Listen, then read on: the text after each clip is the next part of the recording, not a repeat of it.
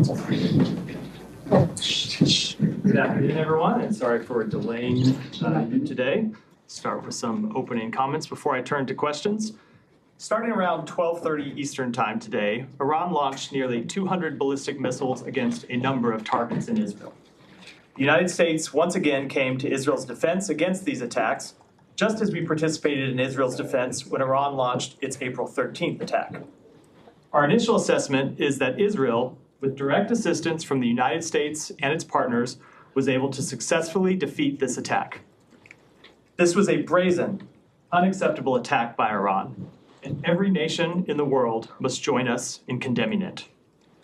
Secretary Blinken joined President Biden, Vice President Harris, and other members of the President's national security team in monitoring this attack as it was unfolding, as well as our response. As the President has made clear, our support for Israel's security is ironclad. We will continue to stand with the people of Israel at this critical moment. With that, Matt. Thanks. So I think this probably goes without saying, but just to make sure.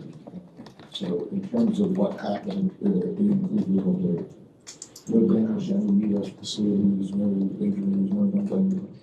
At this time, we are not aware of any damage to U.S. facilities. As you know, we issued an order earlier today for our personnel, State Department personnel in Israel to shelter at their homes. We have full accountability for all our personnel. We're not aware of any civilian casualties inside Israel, let alone an American citizen casualty. There is one report of a Palestinian who died in the West Bank, but no damage to any U.S. facility either. And then both you and the National Security Advisor just a few minutes ago talked about the brazen and unacceptable escalation. But does the administration see anything that Israel has done over the course of the last 3 weeks as escalatory? So certainly they have done things to expand the conflict. But if you look at the actions that they have taken, they were bringing terrorists to justice, terrorists who have launched attacks on Israeli civilians.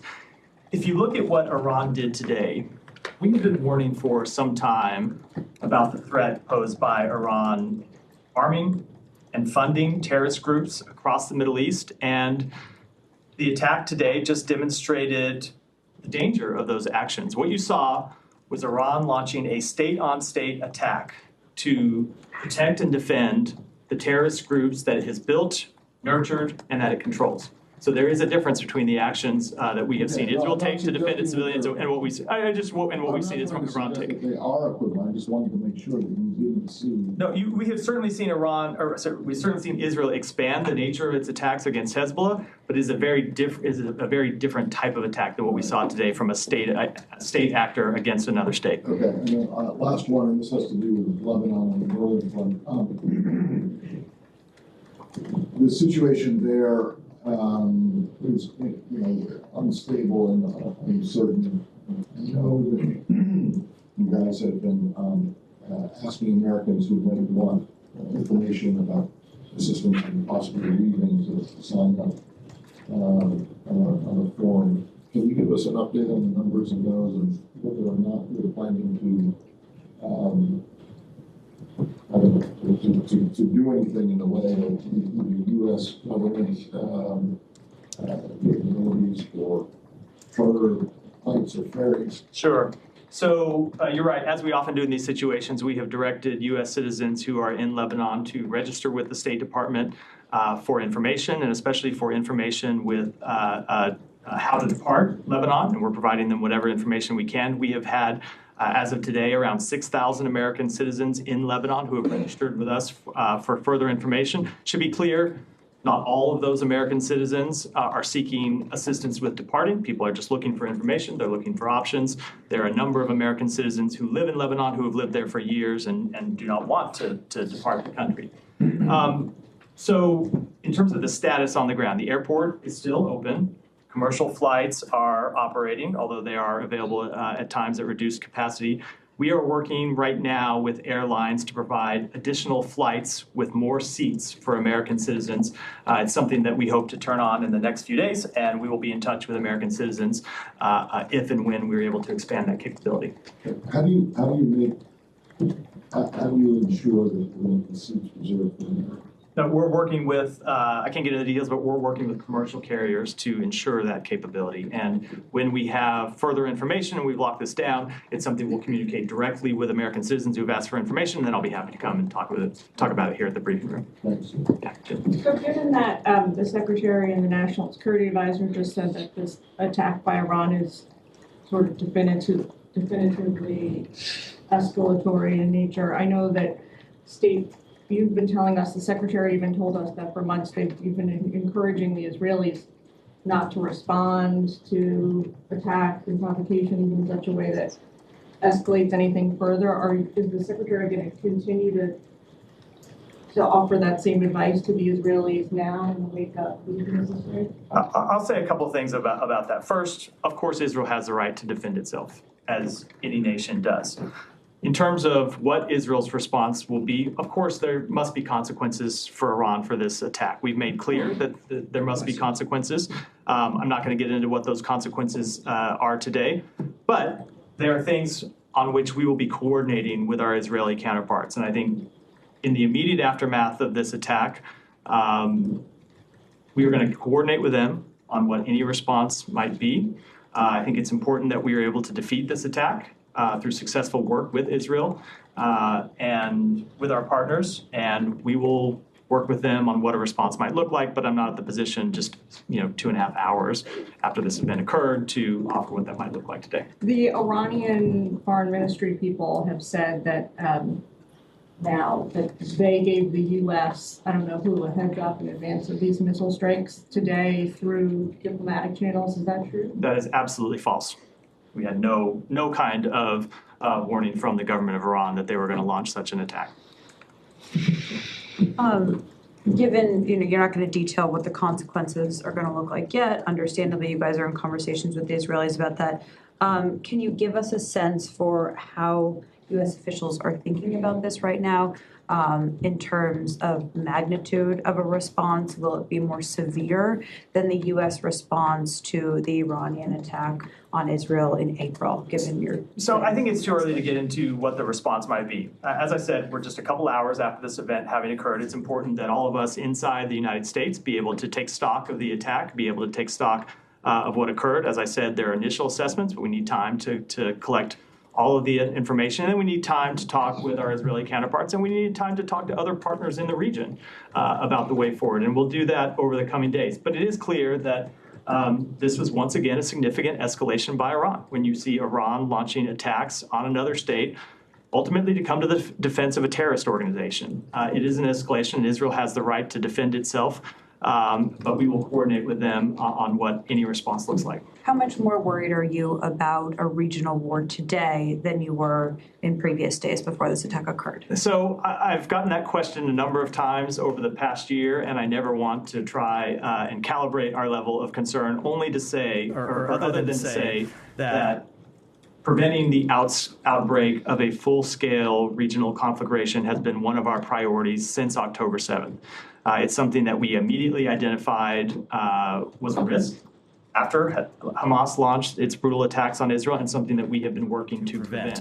There have been a number of times in the past 12 months where it looked like we might reach such a conflagration. April 13th is one of them, quite obviously.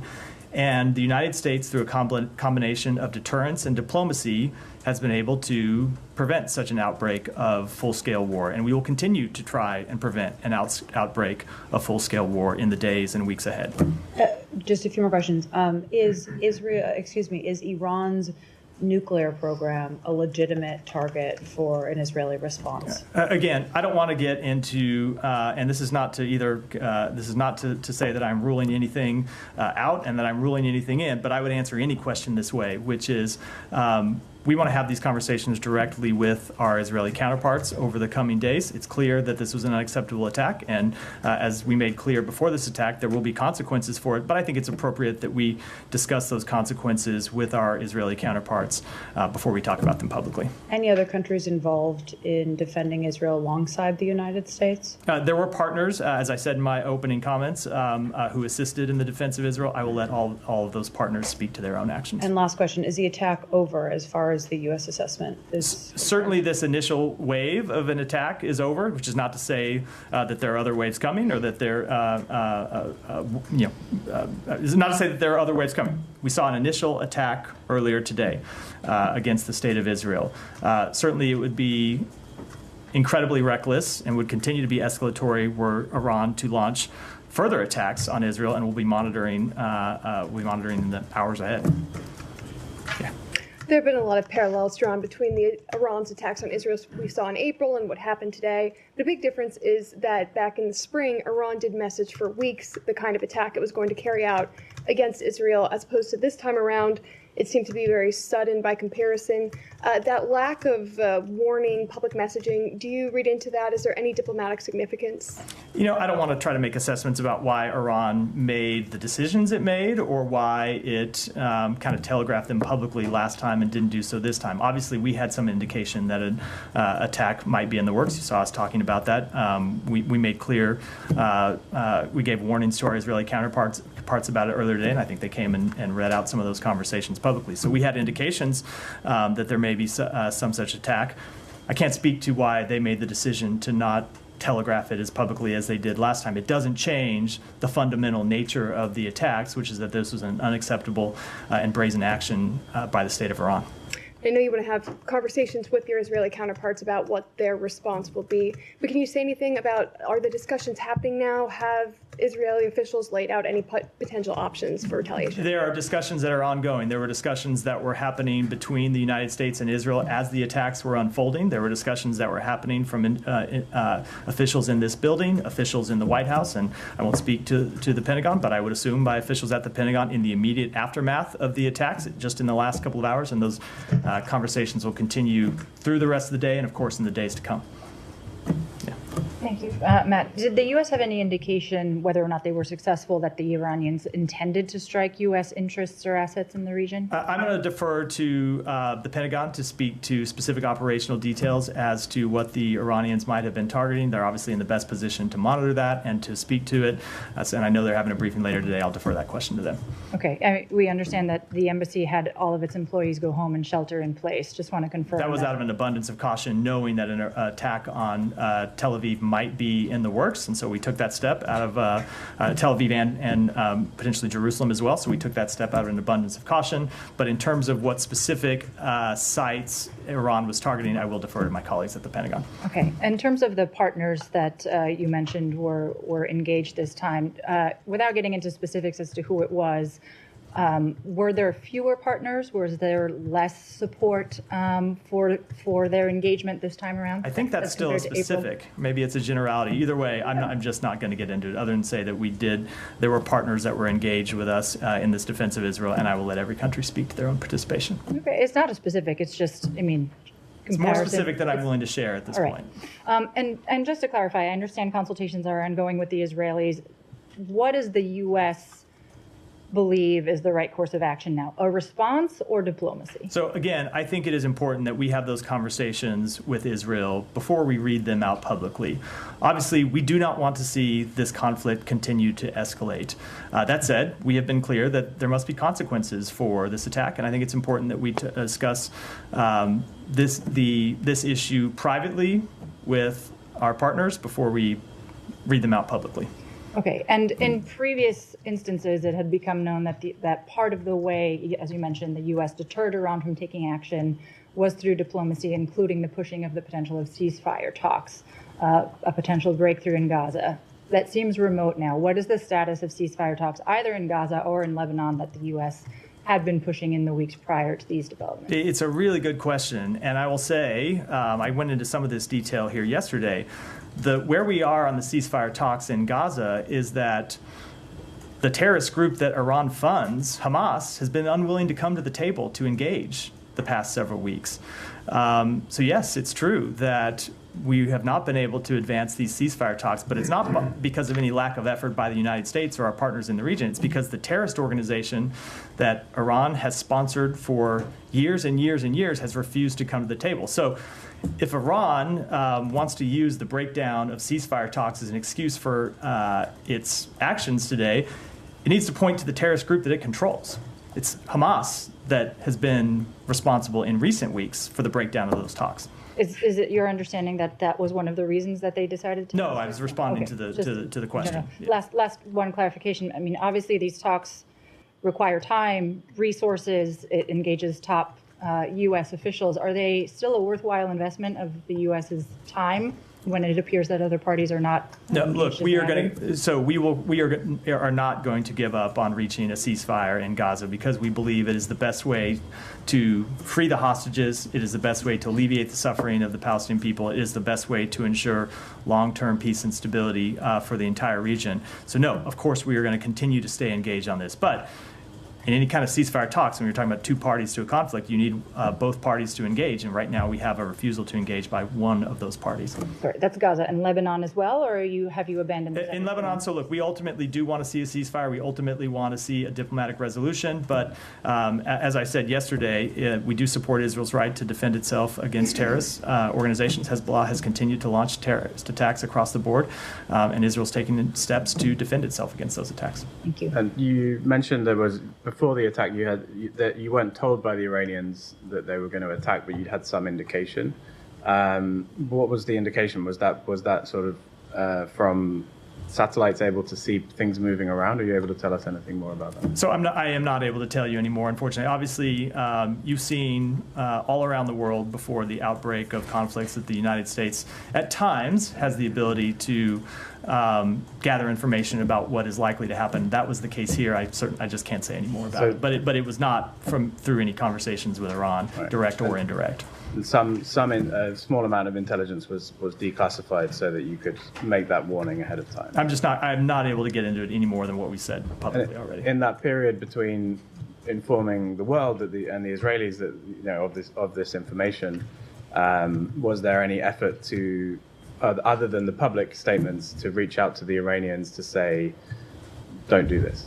So I will answer that by saying we have made clear for some time that we have the ability to send messages to Iran when it is in our interest to do so.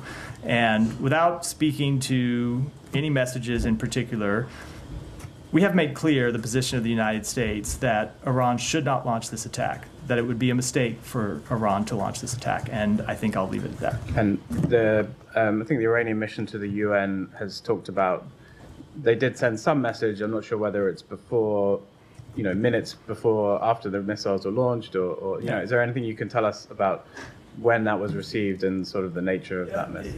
It wasn't received because that report's not true. I mean, I have seen the statement from Iran. I saw first stories that they warned us in advance, then I saw stories that they warned us shortly in advance. It's just not true. We received no advance warning from Iran about this attack. Okay, and since the attack... And sorry to interrupt. Sorry. I would just note that this is not the first time that Iran has said things about supposed interactions with the U.S. government and messages it has sent to the U.S. government that have not been true. They have done that a number of times over the last few months, and this is one of those examples. And you're saying up till now, up till when you took the podium, I guess, there was no sort of diplomatic note from the Iranians explaining their action? Correct. Just to follow up on their statement from in the UN, they said that this attack in response to the violations for their sovereignty and also attacks against their nationals. Now, sovereignty, the attack on Ismail Haniya on their territories, do you think this is a legitimate argument for them? No, of course it's not. If you look at the supposed argument about attacks on their sovereignty, I will say, first of all, that's an event that happened weeks ago, and what's changed in the weeks since then? You've seen the death of the leader of a terrorist organization that Iran sponsors, funds, controls. That's what's changed. And to the extent that any Iranian officials have been killed in the past few days in Lebanon or in Syria, it's because they were meeting with terrorist organizations, meeting with terrorist leaders. And it goes to the point I made a moment ago, which is what you saw Iran to do today was come to the defense of a terrorist organization. I don't think it holds water when you look at all the events of the past few weeks that this event had anything to do with Iran's sovereignty. It has to do with the fact that a number of the terrorist organizations that Iran has set up for years as a way to undermine and attack the state of Israel have been weakened, first over the past few months and then most recently over the past few weeks. It's quite clear that's what they're responding to. Okay, and one question on Lebanon. I know now everybody is concerned about a wider war, about escalation, but also there are concerns about repercussions in Lebanon. I'm talking about the humanitarian situation, about maybe civil war at some point. So are you talking to the Lebanese? What are your concerns? What are you doing? Are you talking to the LAF? You've been supporting the LAF, and yesterday you were talking about stability and their role in the stability inside within Lebanon. Who are your partners in Lebanon? So let me speak to first, you kind of mentioned on the way into the question, the humanitarian situation. We are working to address the humanitarian situation in Lebanon. I would note that the United States has been one of the, if not the largest contributor to humanitarian relief for the Lebanese people going back years, and we will continue to work to provide humanitarian support for the Lebanese people. And we are coordinating with our partners in the region, with international organizations about the shape and nature of those relief efforts, even as we speak. When it comes to the political situation in Lebanon, so look, Lebanon has been plagued by instabilities, as I know you know far better than me, for some time. And certainly not the only, but one of the driving factors of Lebanon's instability has been the fact that Hezbollah plays a significant role in the political organization of Lebanon and has held a veto over Lebanon's ability to move forward with a new president, and has held a veto over the security situation of Lebanese civilians. It's because of Hezbollah's refusal to abide with UN Security Council 1701 and actually pull back from the border, that as they were supposed to do, that we're in this situation today. So I think it's too early, obviously, to say how this conflict will shape out in the next few weeks. But what we are going to be working to do is to try to seize this moment and really hope that the Lebanese people can seize this moment against very difficult odds, because there are still a number of Hezbollah fighters who have access to arms and equipment inside Lebanon, but seize this moment to try to establish actual political stability for Lebanon. Who do you want to do that? So look, that is ultimately a question for the Lebanese people to answer, not for the United States to answer. But when you see the degradation of Hezbollah inside Lebanon, which has been such a destabilizing force to the country, hopefully, and you can't predict that it's going to happen, but hopefully that's an opportunity for other political actors in Lebanon to step forward. Yeah. Matt, I mean, in your answer to Matt, and also during this 12 months, you've been always saying that your main goal in this conflict is not for it to spread to a regional war. And I believe now we are maybe one step further from a regional war. But do you think that your way of trying to contain it through your diplomatic means, by drawing boundaries and lines to Israel, that if you cross this will escalate into this war or that war, and the Israeli prime ministers keep crossing those lines, keeps escalating in the region, whether it is in Gaza with the Philadelphia corridor or in Lebanon? First, you advised against major operation in Lebanon. It happened. You advised against ground incursions in Lebanon. It happened. And now we reached to this point. Do you think that he's dragging the United States into a regional war, as he was saying that he wants to do that for a long time now? So let me say a couple things about this. First, it is absolutely true that Israel makes its own decisions about its security and about its path forward in the region. And that's true about Israel, but it's true about every other country in the region. The United States offers its advice, it offers its support, it offers its deterrence capabilities, it offers its diplomatic capabilities to our partners. But ultimately, our partners and our allies have to make their own decisions about their future. And the United States has to make its own decisions about our national interests. And I know that's what the state of Israel does and what they will continue to do. And we will continue to make our own decisions about our national interests. And the decisions that we have made that we will continue to stand by and continue to pursue is to use our diplomacy and deterrence to try and avert a regional war. We're going to continue to do that. But it's always been true that there are a number of other players in the region, besides the United States. It's Israel, it's terrorist organizations, there are other countries in the region, all of whom have agency in this question. And what we will continue to do is use our diplomacy, use our deterrence to try to achieve the best outcome possible. But don't you see that maybe you are enabling the Israelis to seek, what you say, their own interest in their own way of thinking by risking or going against your interest as the United States of going toward a regional war? So they are going to make their decisions. We are going to make decisions about our interests. But if you look at the questions that have been before us the past few days and the questions that got us to where we are today, we're here responding to an Iranian attack that we, along with Israel primarily, were able to successfully defeat, that Iran launched because Israel has taken out the leaders of a terrorist organization. And that's something we support them doing. So while there are certainly steps that Israel takes with which we do not agree, and we have been quite clear about that, we do support them taking out the leaders of a terrorist organization. We support them degrading a terrorist organization. Those are steps that the United States would take as well. Those are steps that Arab countries in the region would take. Doesn't mean we always agree with the way that they do it, but we fully recognize their right to do it, and we're going to continue to have conversations with them about the best way forward. My last question is just, there's some statements coming from Tehran that they waited so long after Hania was assassinated in Tehran because they received messages from the United States that something will happen regarding the ceasefire in Gaza, and this maybe will give them a way of not responding to Israel, and this didn't happen.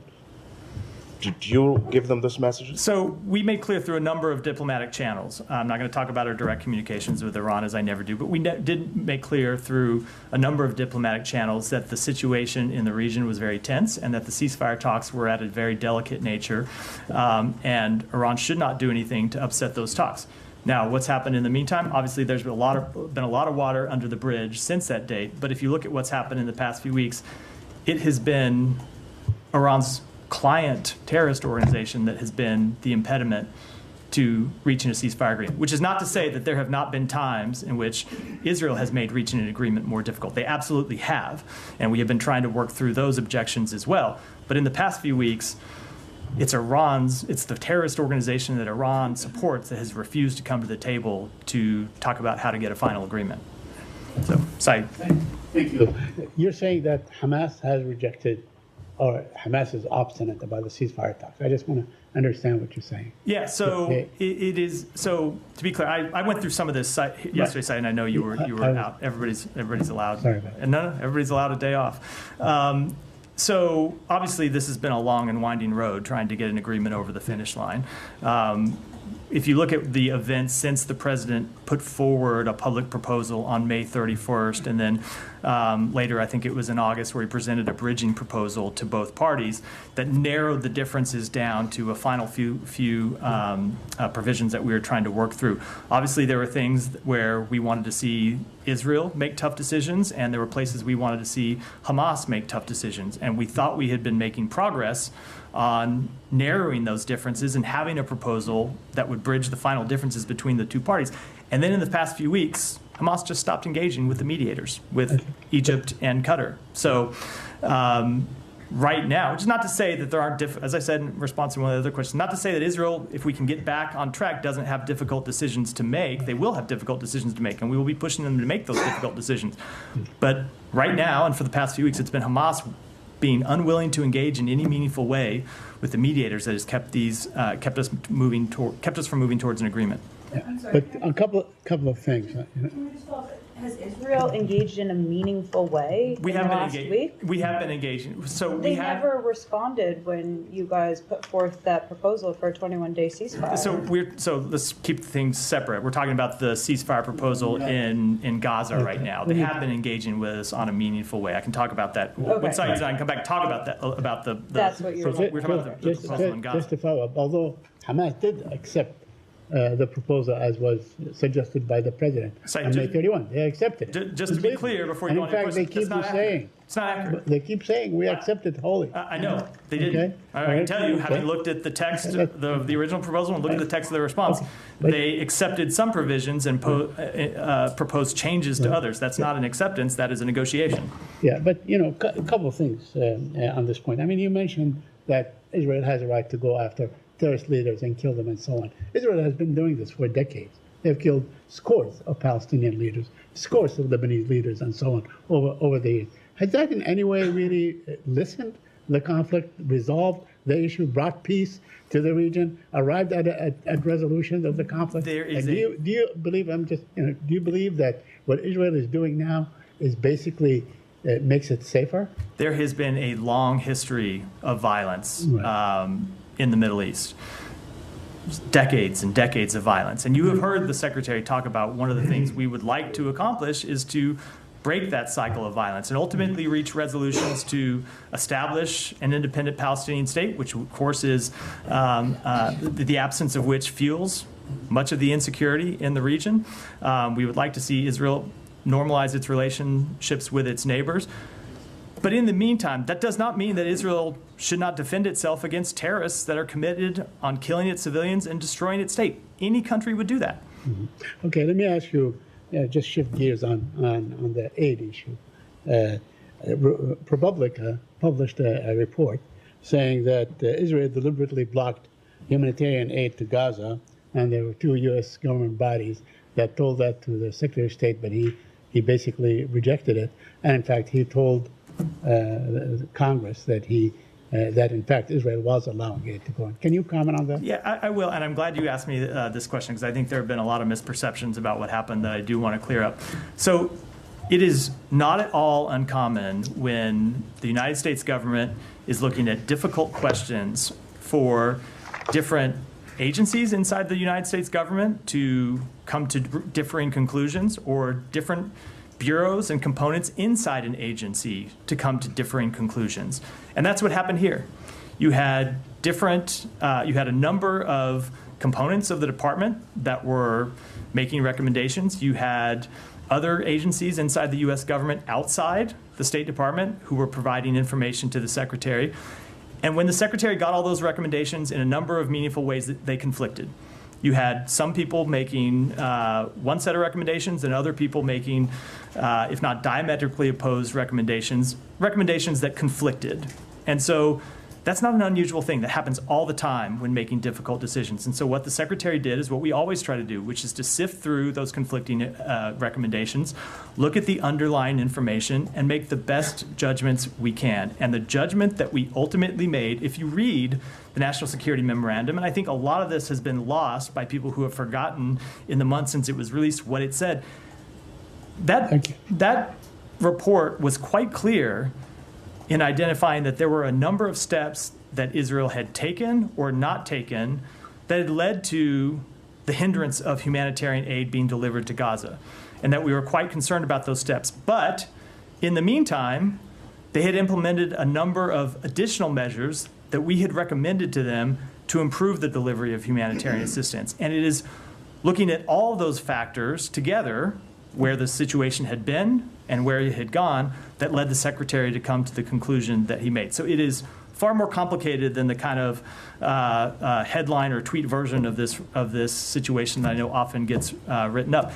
I will say, the final thing I will say about that is, this is an ongoing situation where we constantly monitor the situation, identify deficiencies, engage with the government of Israel, engage with the UN and humanitarian partners in the region to try to correct those deficiencies, and then move forward. And our assessments, because we're not done making those assessments, will continue. Can I follow up on that? Yeah, Tom, go. Oh, yes. Just a specific follow-up on that. You talked about these different parts of the State Department making different recommendations. In the ProPublica story, and I guess we know about this from the NSM, but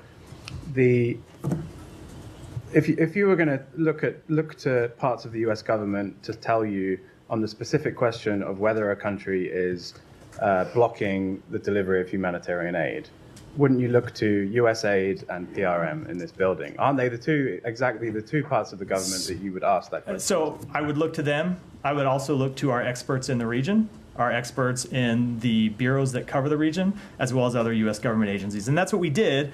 And without speaking to the recommendation of any individual component, any individual bureau or agency, because it wouldn't be appropriate for me to do that, the Secretary got conflicting recommendations and had to resolve those. Doesn't it suggest, and isn't the Secretary's decision based on recommendations? He's taken the expert recommendation on that specific humanitarian question and considered it looking at the political and strategic other influences and made a decision. But the actual technical advice from the two agencies involved in that specifically was that they are blocking it. So this is not a comment about the question, but it is a comment about some of the criticism that the Secretary has received. One of the things that I have found over the years in government is when there are conflicting reports, the side that had the opinion that you agreed with was the expert side, and the other side was a bunch of political hacks. And that is always the way that people interpret these. We look at it as all of these officials who made recommendations had expertise, and the Secretary valued all of their expertise equally, and ultimately took their recommendations, but also dived into the underlying facts and dived into not just looking backwards months and months and months, but what the change in the situation and the change in the delivery of humanitarian assistance when we made that assessment, and found that to be just as important as the events that had happened in the previous months. And the report's language reflected all of that. We were quite transparent about how we had seen the situation change over time. Wait a second. I don't understand how you can say the Secretary valued all their expertise equally when he rejected the side that... So you can value someone's expertise and still disagree with, I value very much your reporting, Matt. I disagree with some of the stories that you write. You can value well, first of all, I question that. You can value someone's expertise and still disagree at times with their recommendations when you have conflicting information. It's just, wait, so there was conflicting information? You had conflicting assessments from different bureaus inside the department. Okay, but assessments were based on facts on the ground, right? They were based on... Right? They were... What was happening on the ground? So it's not just... So unless one of these two bureaus just got it wrong and didn't, then they were giving their... No. It is, their assessment was based on the facts, no, right? It is not just an assessment of facts on the ground, but how facts changed over time, which is one of the things we laid out in the report, that if you looked at the actions by the government of Israel, and as important as actions at time inaction, things that we had recommended they do that they didn't take, we concluded that some of the actions they took and some of the inactions, things that they hadn't done, had led to a slowdown in delivery of humanitarian assistance. But we had intervened with them, and they had taken a number of meaningful steps in another direction that led us to make the assessment that we did. To the point where now everything is just fine. As I said, it is an ongoing assessment, and we constantly see deficiencies that we try to alleviate. The situation is nowhere close to fine. Yeah. On the Israeli raids into Lebanon, just first of all, I mean, do you have any updates on your assessment of what's happening in the ground, if these remain limited as has been described? So as of today, we have continued to see limited targeted raids. I won't speak to the future, but that's what we've seen as of this point. And I think the Israelis have spoken about these going back some way in time as well, actually. Is that your understanding that they have been... they were going on to well before? I think with that level of detail, I should, about a military operation, I should defer to them to speak. Okay, and you talked about this combination of deterrence and diplomacy, so and you're going to be consulting with the Israelis in terms of the response to Iran. Are both of those things that you're talking about important in your discussions with the Israelis now, both deterrence and diplomacy? Of course, they always are. Okay, and on the point about... I just want to sort of get you to reflect on where you were at last week at the United Nations, a joint call with a number of countries urging restraint, de-escalation, a 21-day truce.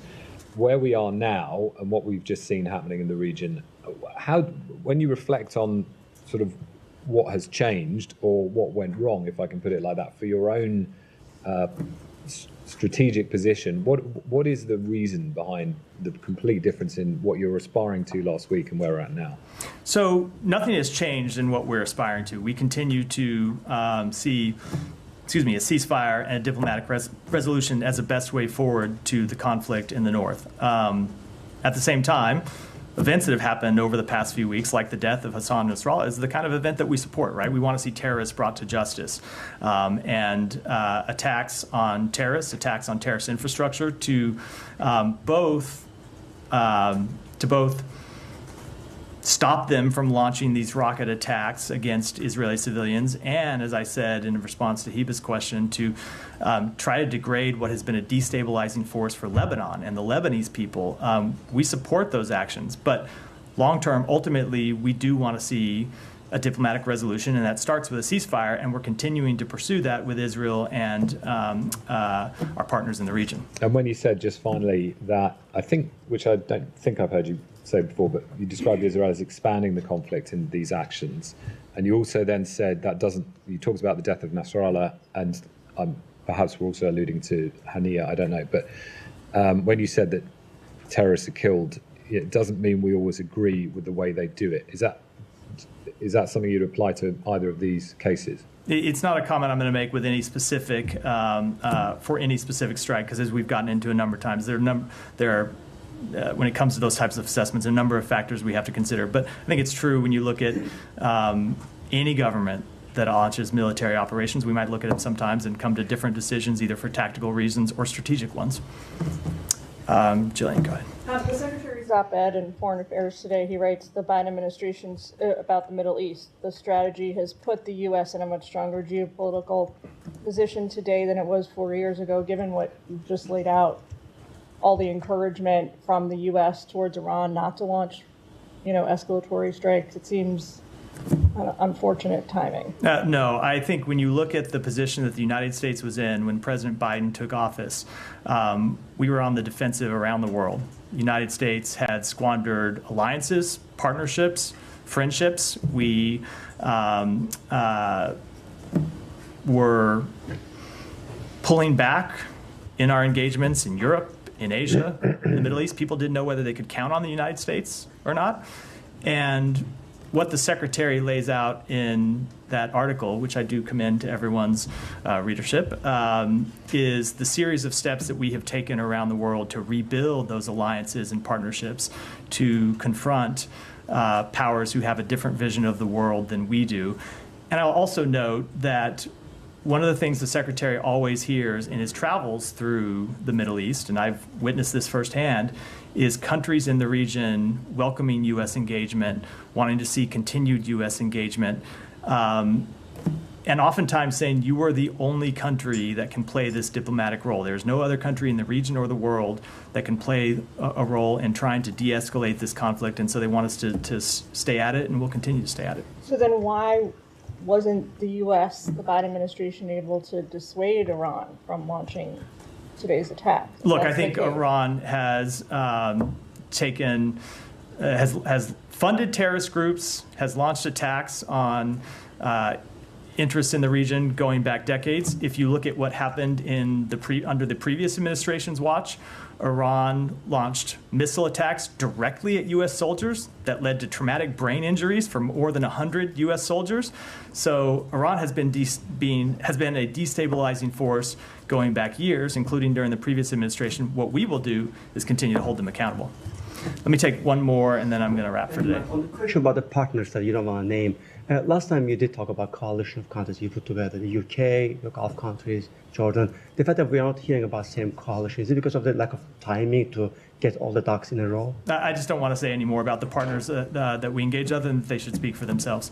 Sorry. I just wonder, could you say whether it's larger or smaller or the same size? I just can't speak to it at all. I also have a hard time understanding your definition of what's happening today. You said that Iran is supporting in defending the terrorist organization by attacking another country with ballistic missiles without any warning.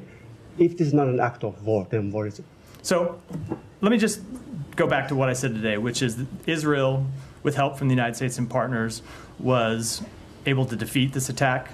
and we're going to consult with them on the days forward. Let me go to Nike. I said that'd be last, but Nike, one more, and then I have some closing comments. Thank you.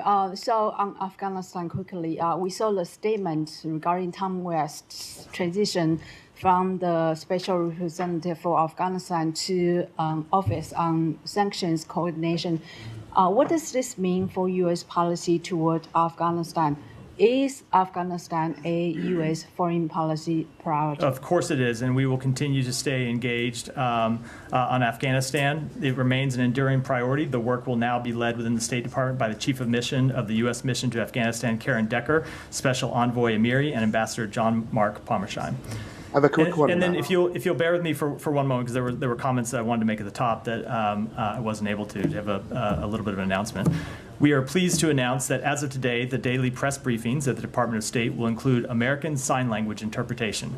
This is in addition to the live captioning we provide online. The team of daily press briefing interpreters includes certified deaf interpreters, ensuring more accurate, nuanced interpretation for the deaf and hard of hearing community. The interpretation reflects our commitment to deaf and hard of hearing inclusion and our overall values, that everyone has equitable access to the information they need. Many offices at the department worked over a significant period of time to make this important step a reality. Today's action underscores the department's commitment to inclusion and our acknowledgement that all individuals are integral to the fabric of our country and our workforce. And with that, we'll wrap for today. Thanks, everyone. Thank you.